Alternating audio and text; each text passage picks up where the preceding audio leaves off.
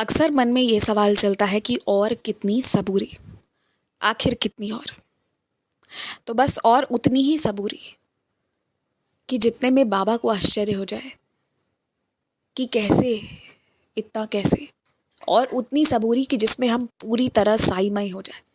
और इतनी सबूरी जिसमें बाबा विवश हो जाए हमारे पास आने के लिए।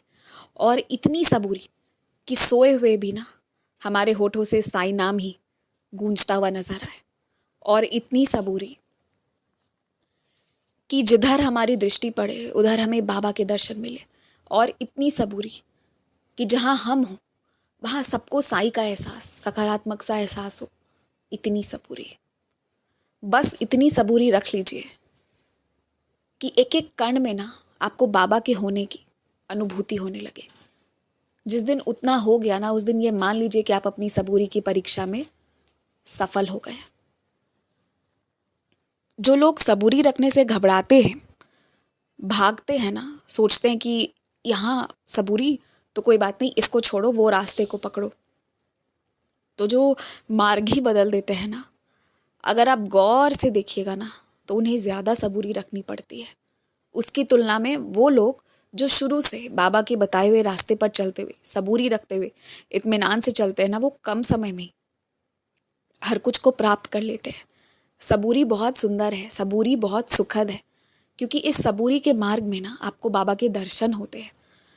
और इसी सबूरी के मार्ग में ना जब आप एकदम बाबा में लीन हो जाएंगे ना, तो क्या होगा ना कि आपको जब बाबा कुछ बोलेंगे वो सुनाई देगी, जब बाबा के दर्शन मिलेंगे वो दिखाई देंगे ना, तो आप ये सोचिए कि जिसने इस दुनिया को बनाई है उसके दर्शन आपको मिलने लगे, वो आपसे बात करने लगे, तो सोचिए कि माजरा कैसा हो जाएगा। आपकी घबराहट खत्म हो जाएगी, आपकी चाहत कम हो जाएगी, आपको फर्क नहीं पड़ेगा। आपको जब जो मिलेगा ना आप प्रसन्न रहेंगे, और जो नहीं मिल रहा है उसकी कमी का आपको एहसास ही नहीं रहेगा। और जो इंसान इस स्थिति में चला जाता है ना, उसके लिए ये संसार स्वर्ग बन जाता है। और ये सिर्फ बुकिश बातें नहीं है, वास्तविकता में इसे हासिल किया जा सकता है।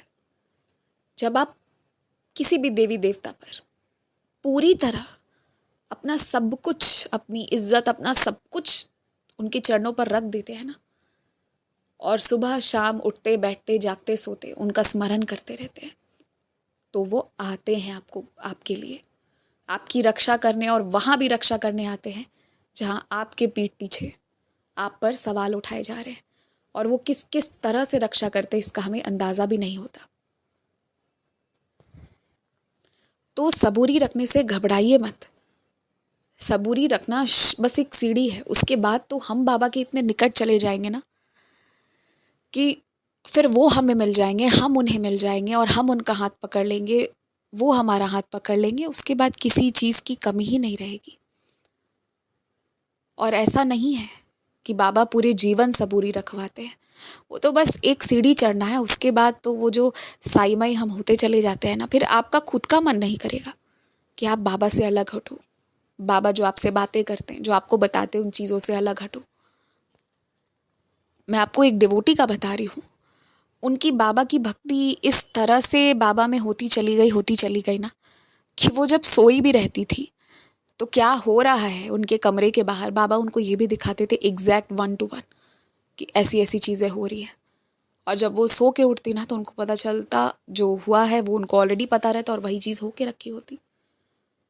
तो जब आप बाबा पर पूरी तरह सरेंडर कर देते हैं, पूरी तरह अपना सब कुछ उनके चरणों पर छोड़ देते हैं ना, तो वो आपके गए बिना आपको हर चीज़ का ज्ञात कराते हैं, हर कुछ पता चलता है।